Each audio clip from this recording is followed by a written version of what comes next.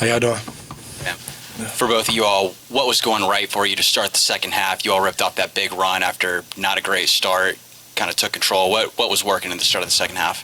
I think we just had a lot more energy coming out in the second half. Coach Mack was preaching energy in the locker room at halftime.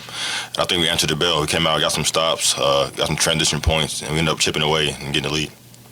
Yeah, to go off of that, the energy definitely picked up, our intensity. I felt like we were foaming at the mouth beginning of the second half to do whatever to get that win. And that was big for us to come out there and kind of, reshape our whole energy from the first half.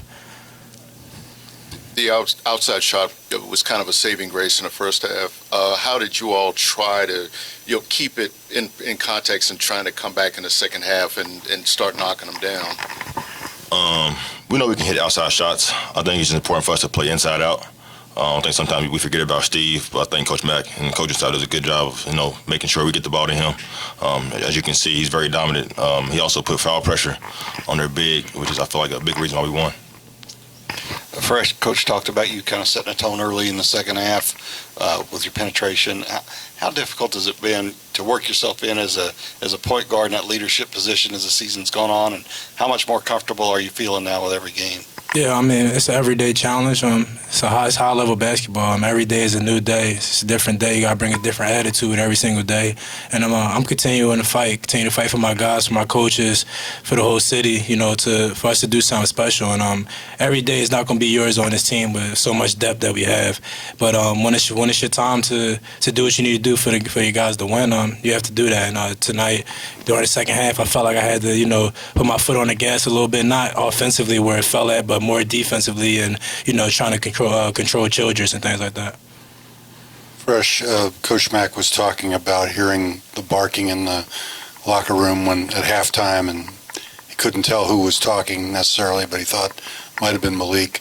Can you kind of take us into that scene and explain why you guys were foaming at the mouth, as you put it, in the second half? Yeah, we feel as though we know what our mistakes are coming into halftime. We know what we need to do better. We know what we need to change, and it don't have to come from Coach Mack all the time, stressing to us what need to change. We the guys on the court.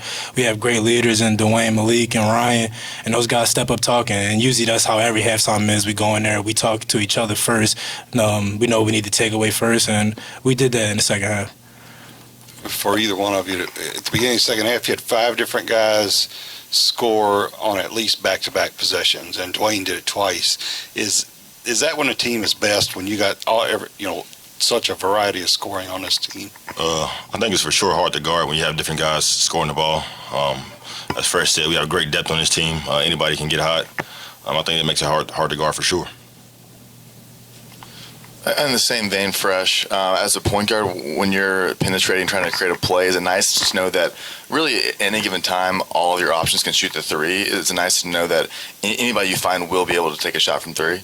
Yeah, I think that's a point guard's dream right there, being able to get in the lane, and whoever you hit, you trust to know that they're going to make that shot for you. And that's with anybody. I feel like all our guards do a great job of getting in the lane and finding each other. And I think the highlight of the day was the ping-ponging back and forth. That just shows our selfishness as a team. Even though I'm the one who got the shot at the end, it could have been Dwayne, it could have been Jordan, it could have been anybody. And that just shows a testament to our team. Dwayne, early in the first half, you guys were hitting some shots from outside but struggling to score inside. Was there something specifically that Wake was doing defensively to stop shots from falling? I don't think so. I know Coach Mack was preaching get the ball in the paint because early in the second half they got in foul trouble. We kind of got in the bonus early in the second half. I think that was a credit to our penetration. Also, Steve doing work down low. Dwayne, when Danny Manning was in here, he singled you out as a guy who doesn't get enough credit, and they don't run very, very many plays for him. Do they ever run a play for you, or do you have to go out and get it all yourself? I got a few plays. Credit to Coach Mack. I just go out there and play hard for my team, do whatever it takes, to get the job done. And I think today I did that. Anything else? Anyone? Great, thank you. Thank you. Have a good night.